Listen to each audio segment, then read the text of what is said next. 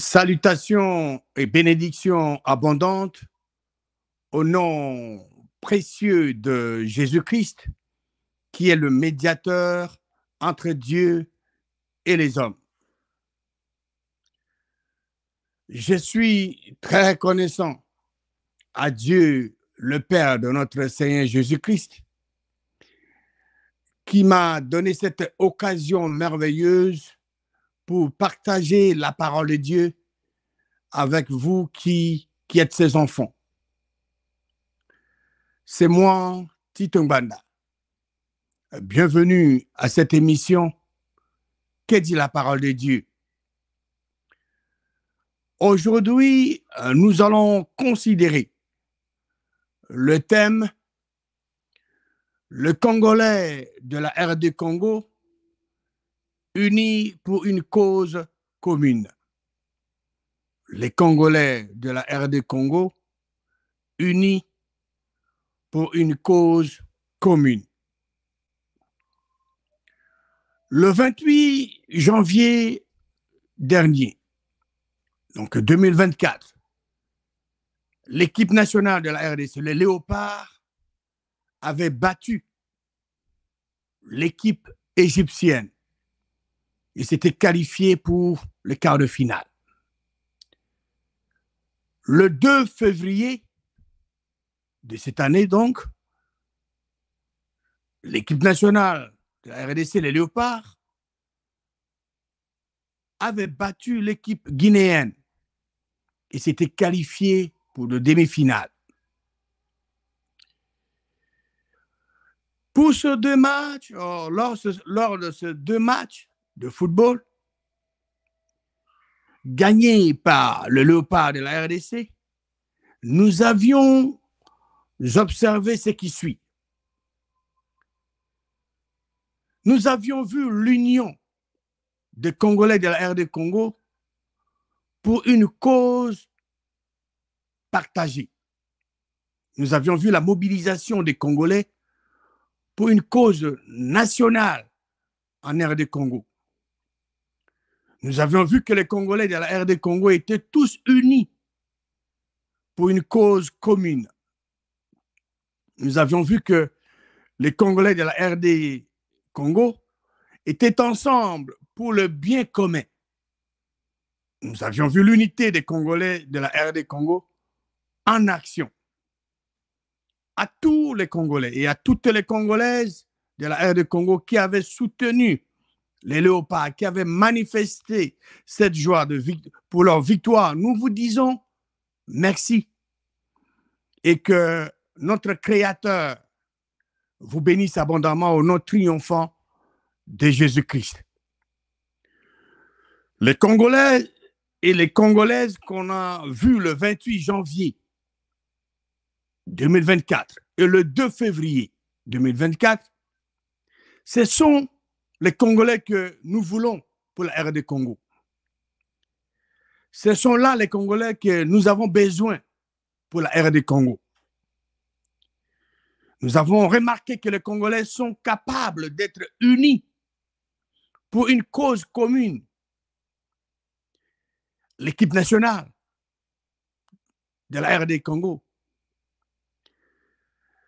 ils peuvent le faire aussi pour la terre que Dieu leur a donnée, l'unique terre que Dieu leur a donnée. Ils peuvent le faire, ils peuvent se mobiliser pour ça aussi. Nous avons vu que les Congolais s'étaient mobilisés spontanément pour supporter, pour soutenir leur équipe nationale, les Léopards. Personne ne vous a forcé de le faire. Le président de la République ne vous a pas forcé. Le gouvernement non plus. Votre parti politique non plus ne vous a pas forcé de le faire. Vos parents ne vous ont pas forcé de le faire. Vous avez décidé, vous avez reconnu que cette équipe nationale vous appartient. Cette équipe représente la nation congolaise. Cette équipe a gagné et vous êtes réjouis. Vous avez manifesté cette joie pour les soutenir. Un peuple uni est capable de réaliser des grandes choses. Les joueurs étaient unis sur le terrain.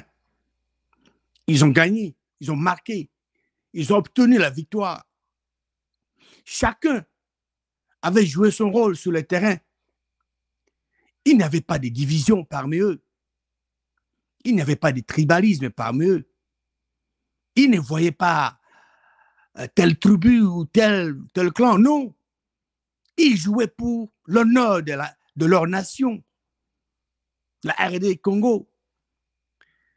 Ils étaient unis, motivés. Et regardez le résultat. Ils ont obtenu des victoires. Les Congolais de la RD Congo étaient tous réunis pour une cause nationale, pour supporter leur équipe nationale, les Léopards, qui jouaient pour représenter la nation congolaise. Permettez-moi de vous poser une question. Entre l'équipe nationale, qui est bien sûr un bien commun, une cause commune, et la terre que le Créateur vous a donnée, entre ces deux choses, qu'est-ce qui est la plus importante? L'équipe nationale ou la terre que Dieu vous a donnée? Vous avez la réponse. L'équipe nationale, vous la voyez périodiquement, vous la supportez périodiquement.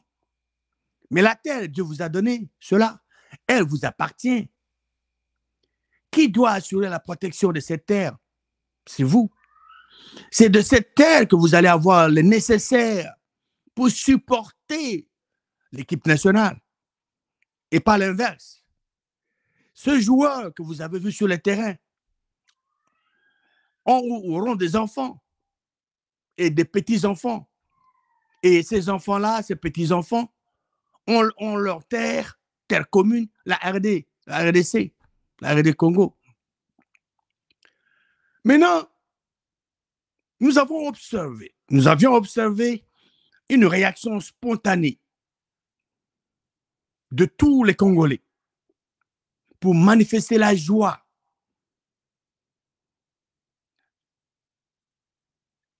en réponse à la victoire, ou bien aux victoires de nos léopards. Les gens se sont réjouis. Maintenant, je pose une autre question. Vous êtes nombreux dans une maison et un serpent venimeux entre dans cette maison. Quelle sera votre réaction? Du côté de léopards qui ont obtenu des victoires, tous, nous étions sortis, les uns ont été sortis, ont manifesté, se sont réjouis pour le supporter. C'était une joie spontanée. Mais non, les serpents venimeux entrent dans la maison. Quelle sera la réaction des gens qui sont dans la maison? Ils vont toujours travailler ensemble. Il n'y aura pas de division dans la maison pendant que le serpent venimeux est là. Il n'y aura pas de tribalisme. Qu'est-ce qui va se passer?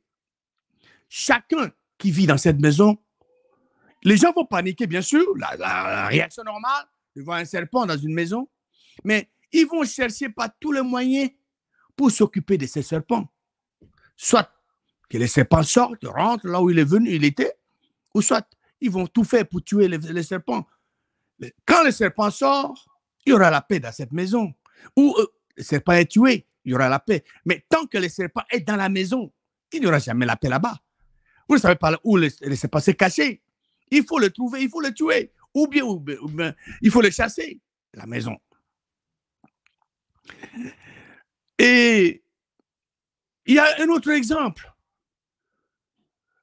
Les voisins, votre voisin immédiat, il a des enfants, il y a eu un problème là-bas. Et puis bon, vous lui accordez une chambre. Et après un certain temps, mais le monsieur pense que bon, cette chambre devient sa propriété privée, personnelle. Commence à s'imposer, à vous dire ce que vous devez faire dans votre maison. Allez-vous accepter cela? Non. Et les peuples congolais doivent comprendre que le Créateur leur a donné la terre et cette terre leur appartient. La responsabilité de gérer cette terre, de produire cette terre, de faire de meilleures choses avec cette terre, cette responsabilité appartient au peuple congolais de la RD Congo. Ce peuple congolais que nous avons vu, ils se sont mobilisés. Les Congolais se sont mobilisés pour supporter leur équipe nationale. Ils peuvent aussi se mobiliser pour bouter dehors, pour dire non aux occupants. La terre de la RDC est occupée par les ennemis de la RDC. Les Congolais peuvent se mobiliser pour que les occupants puissent quitter, abandonner la terre de la RDC. Ils peuvent le faire aussi pour réclamer leurs droits. Mais ici, ce qui est important, c'est la terre. Et le jour où les Congolais vont dire non aux occupants, en se mobilisant comme un seul homme, comme on a vu lors de la victoire des Léopards sur l'équipe égyptienne et sur l'équipe guinéenne, pardon, je crois que l'ennemi va apprendre une leçon. Les Congolais sont capables de se mobiliser. Nous les avons vus en action. Ils se sont mobilisés. Ils peuvent le faire aussi. Parce que la terre est plus importante que l'équipe nationale. De cette terre, nous pouvons prendre soin de notre équipe nationale. Et cette responsabilité revient aux Congolais, nous tous. Chacun dans son coin, de pouvoir raisonner avec les autres en prenant cet exemple de cette mobilisation, de l'unité des Congolais pour supporter leur équipe nationale. Nous pouvons le faire. Nous pouvons travailler avec les autres Congolais pour qu'ils puissent voir la même chose, pour la terre que Dieu nous a donnée et qui est occupée par nos ennemis. On a vu la vie le 28 janvier, le 2 février, l'unité solide et spontanée des Congolais, de la RD Congo. Ils se réjouissaient parce que l'équipe nationale a gagné. C'était pour l'intérêt national. Ce n'est pas pour un individu. Et nous avons tous été dans la joie pour la qualification de nos léopards. Parce qu'ils étaient sur le terrain pour défendre l'honneur du pays, l'honneur de la nation. Et comme je venais de le souligner, on n'a pas vu la division parmi eux sur le terrain. Il n'y avait pas de tribalisme parmi eux. Chacun jouait son rôle. Chacun contribuait au bon fonctionnement de l'équipe. Et avec cette unité de but, le même sentiment, ils ont gagné. Et les Congolais qui ont manifesté, qui ont réagi à ces deux victoires, étaient aussi unis. C'est une réaction spontanée. Et il n'y avait pas de division, il n'y avait pas de tribalisme. C'était spontané, chacun se réjouissait. C'est ce que nous avons toujours proposé aux Congolais de la RD Congo, que la RD Congo devait fonctionner comme un corps humain. Le corps humain a plusieurs membres, n'est-ce pas?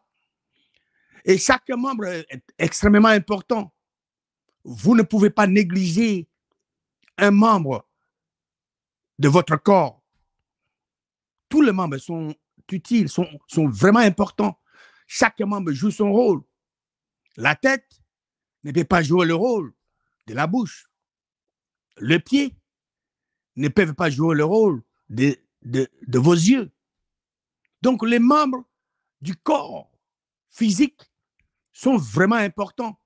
Et c'est ce que Nous voulons pour le pays. Nous avons plusieurs tribus, 450. Chaque tribu a son rôle à jouer dans le corps appelé RD Congo. Nous devons fonctionner comme le membre du corps humain, parce que les membres du corps humain ne sont pas divisés. Il n'y a pas de tribalisme parmi eux. Chacun fonctionne pour apporter sa contribution, pour jouer son rôle, pour le bon fonctionnement du corps physique que vous avez. Donc, chaque membre fonctionne librement sans se complaindre. Chaque membre contribue au bon fonctionnement du corps humain.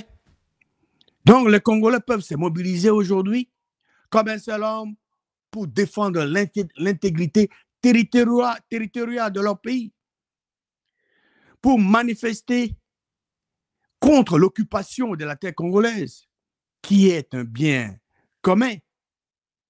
Cette terre appartient à tout le monde. Cette terre n'est pas pour un seul individu. Non. La terre que Dieu, le Créateur, a donnée pour les Congolais et les Congolaises.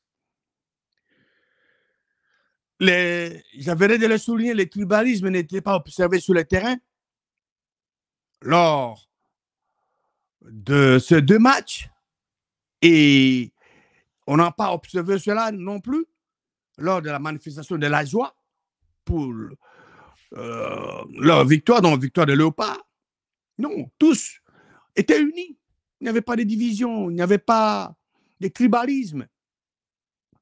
Nous avions observé l'unité pour un but commun, pour une cause commune.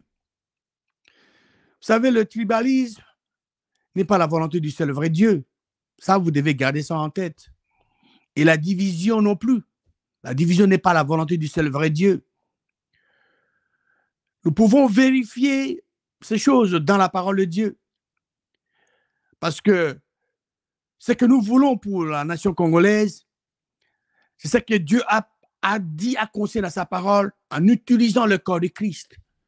Christ est la tête de ce corps. Et les autres, nés de nouveau, font partie, sont membres de ce corps. Et nous voulons illustrer cela pour la nation congolaise, pour que le pays puisse aller de l'avant.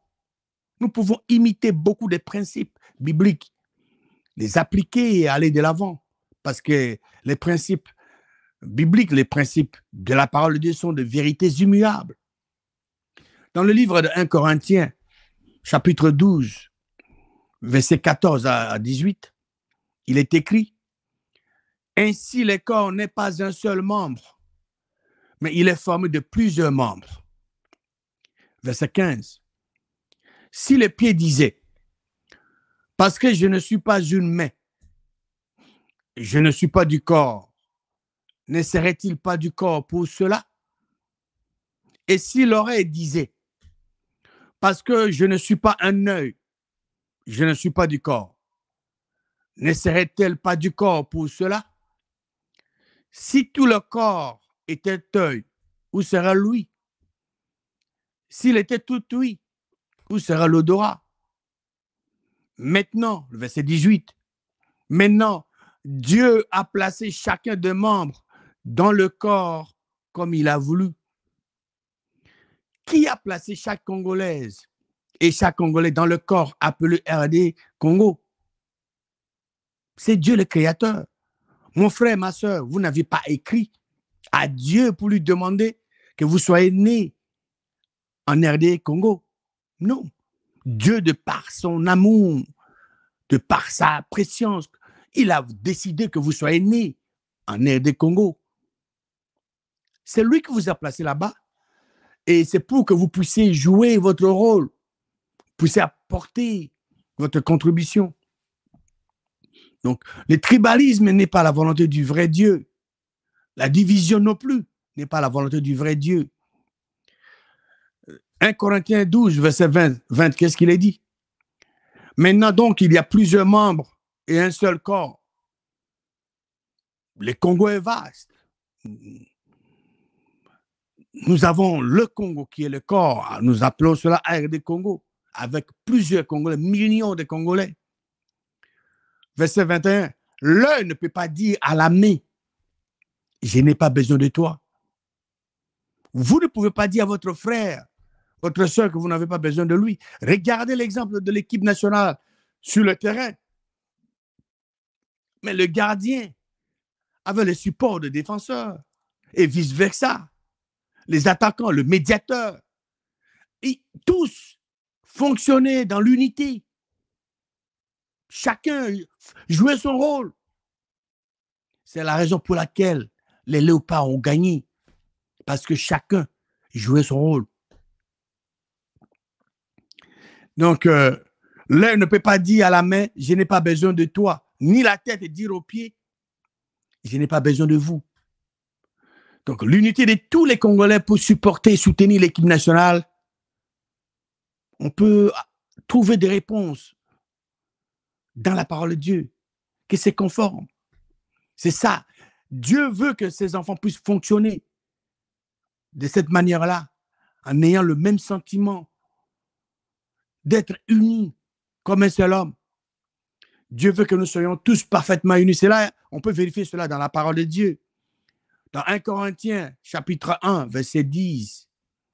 1 Corinthiens 1, verset 10, il est dit, « Je vous exhorte, frères, par le nom de notre Seigneur Jésus-Christ, à tenir tous un même langage. » Ça, c'est la première chose. À tenir tous un même langage. 2, et à ne point avoir de division parmi vous. La division n'est pas la volonté du vrai Dieu. 3, mais à être parfaitement unis dans une même intelligence. Et 4, et à être parfaitement unis dans un même sentiment. Avoir un seul cœur, un même cœur. Et c'est ce qui permet à une équipe de gagner, à une nation de gagner. Nous devons nous efforcer pour garder cette unité retrouvée. Vous avez vu comment les Congolais étaient tous unis pour supporter leur équipe nationale. Gardons, efforçons-nous pour garder cette unité retrouvée et que nous puissions prendre cette unité retrouvée, l'appliquer pour défendre l'intégrité territoriale de notre pays, pour dire non aux occupants de nos terres. C'est ce que Éphésiens 4, verset 3 nous dit, vous efforçant de conserver l'unité de l'esprit par le lien de la paix.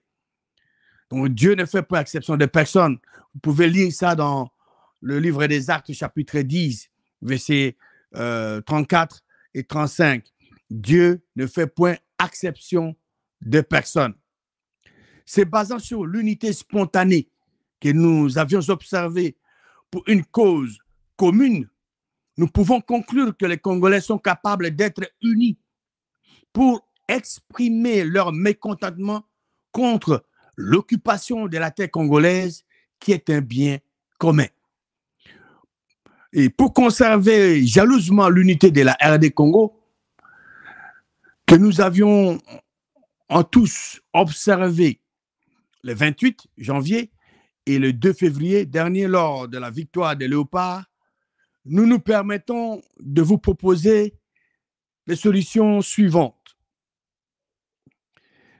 Nous revenons au seul vrai Dieu, revenons à notre Créateur et laissons-le régner sur nous et sur notre pays.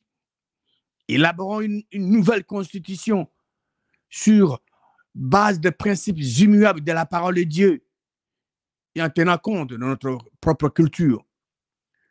Choisissons désormais des dirigeants qui aiment le seul vrai Dieu, qui aiment sa parole, qui aiment le peuple congolais et qui aiment la RD Congo.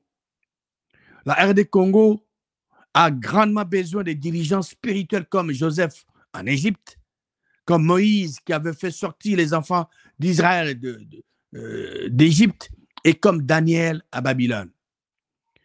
Optons pour un pouvoir rotatif par province.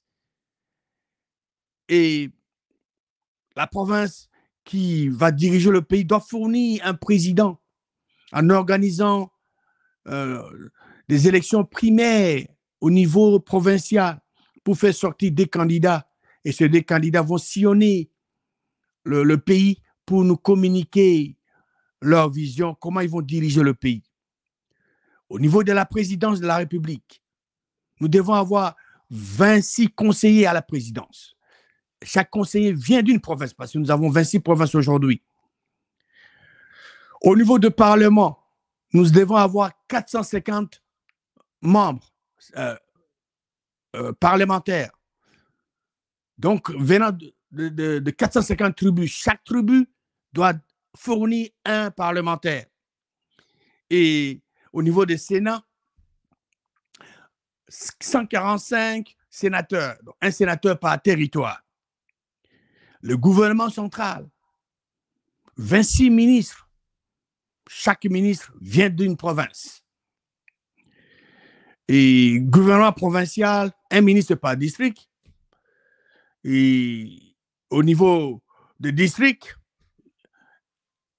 ils doivent avoir les communes représentées ou les territoires et ainsi de suite. Donc, ce principe doit être appliqué à tous les niveaux. Cette structure doit être appliquée à tous les niveaux de la gestion du pays, dans toutes les institutions donc, du pays. Pour éviter le tribalisme, nous devons aussi avoir notre propre système pour organiser les élections. Au lieu de copier ce que les autres font, on peut organiser les élections d'une manière simple, sans dépenser des milliards. Les idées sont là, les concepts sont là. Le jour où on aura besoin des détails, on pourra le fournir. Les gens qui sont au Parlement peuvent s'en saisir, se servir de ça et nous allons contribuer pour cela. Et on peut organiser les élections par village, localité, avenue, quartier, territoire commune et avoir les résultats tout de suite. Et on peut le faire. Et ce qui est important aujourd'hui, c'est de garder en tête l'unité spontanée que les Congolais ont manifestée pour supporter la victoire ou bien la victoire de nos léopards. Et que cette unité spontanée, nous pouvons la transposer, nous pouvons nous le faire, nous pouvons faire la même chose, nous pouvons nous mobiliser pour dire non aux occupants de nos terres. Cela est disponible et chacun de nous a cette responsabilité d'exhorter, de faire passer cette information pour que chaque Congolais, chaque Congolaise puisse savoir que la terre occupée par nos occupants est plus importante que l'équipe nationale. C'est de cette terre que nous pouvons nourrir, c'est de cette terre que nous pouvons équiper, nous pouvons entraîner notre équipe nationale. Et notre équipe nationale, nous avons besoin d'elle pendant une certaine période. Mais la terre que Dieu, le Créateur nous a donnée est toujours permanente. Elle sera utilisée par nous, par nos enfants, nos petits-enfants et par des générations futures. Et nous ne devons pas accepter que cette terre-là soit occupée par d'autres personnes. Que Dieu le Créateur vous bénisse abondamment au nom puissant et victorieux de Jésus-Christ.